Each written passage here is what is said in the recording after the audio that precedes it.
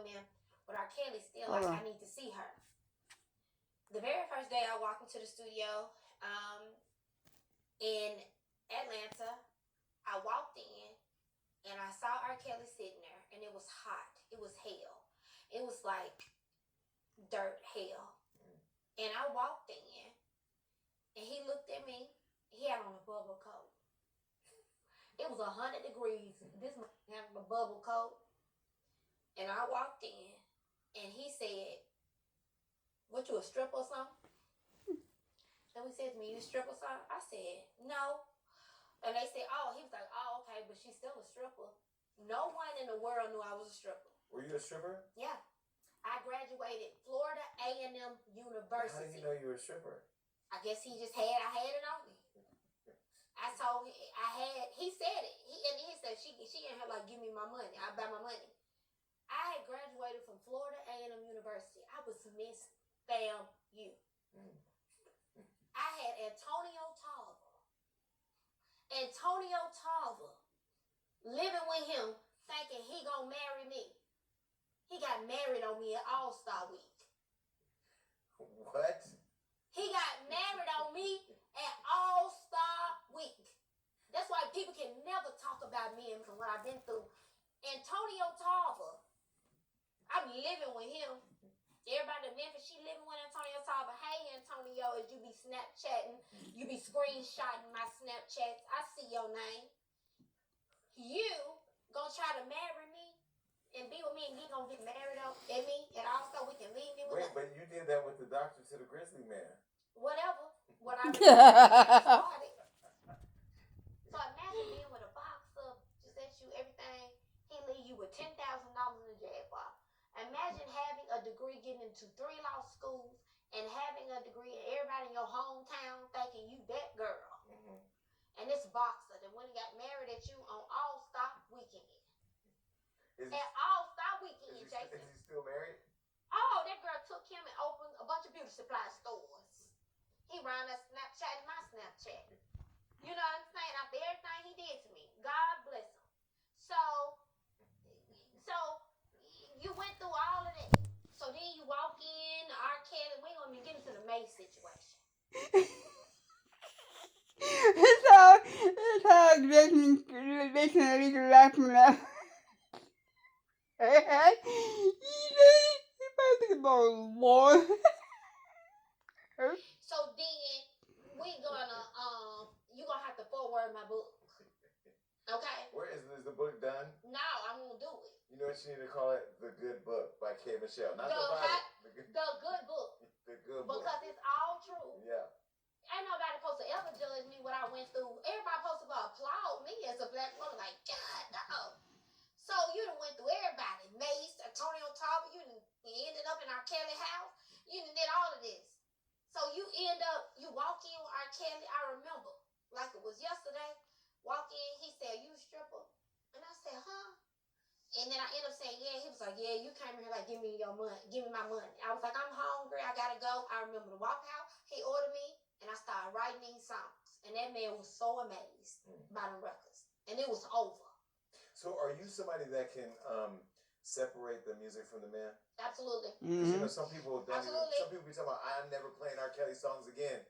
And I will secretly listen to them because I don't get hits. Let me tell you this. My thing is to go through what I went through. I always have women, and I go above and beyond to protect women. Robert Kelly said, "Let me meet Steele." I'm thinking he already knew me and what was going on. So I go over there to Doppler in Atlanta.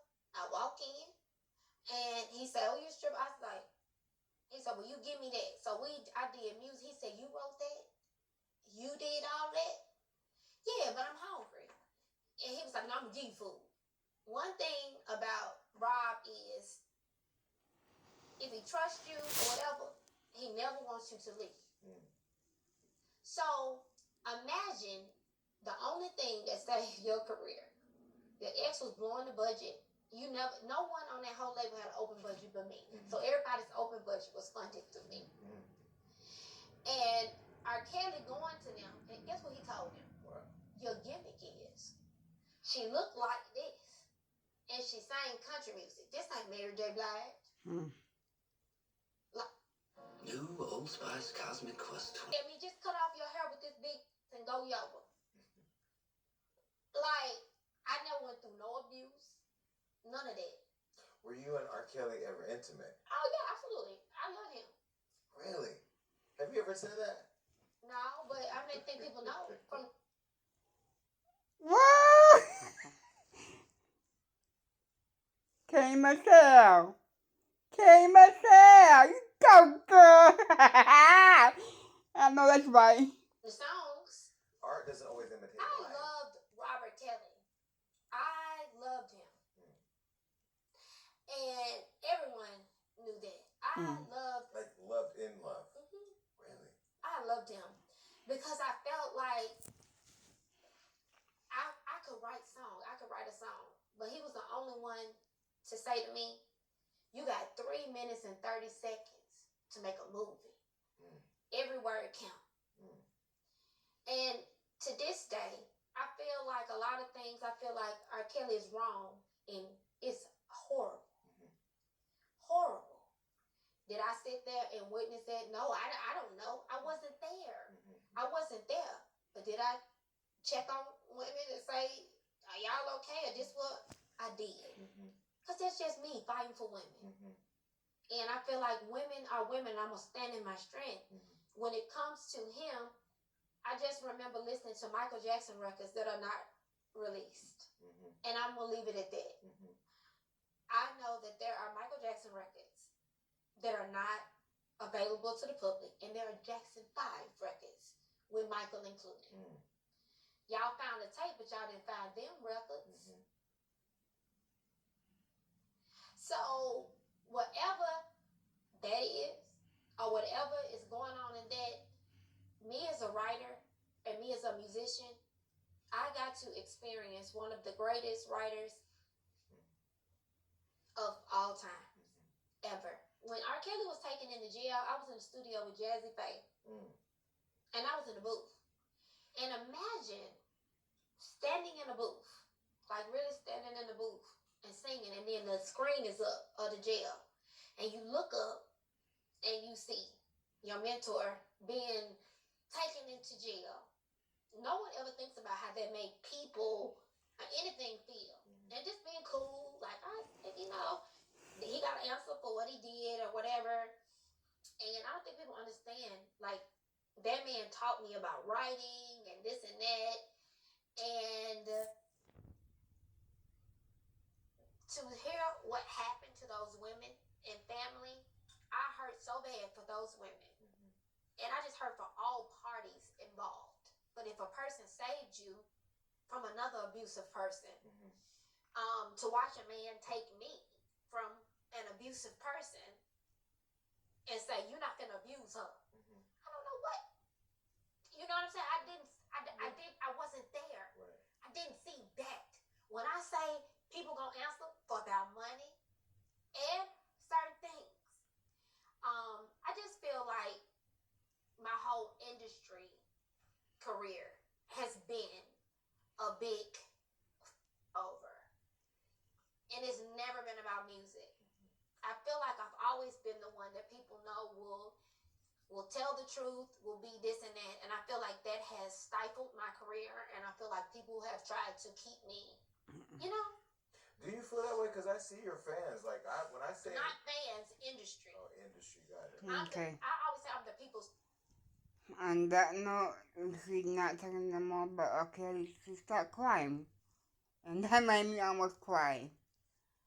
So, I feel her on this, because I don't feel bad for the women, because the women know what they got themselves into.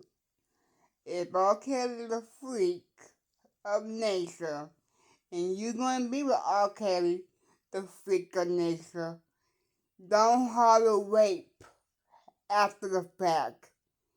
Don't say, he made me boo-boo. All that shit. Don't make me make a video about every one of the women out there. I will in a heartbeat.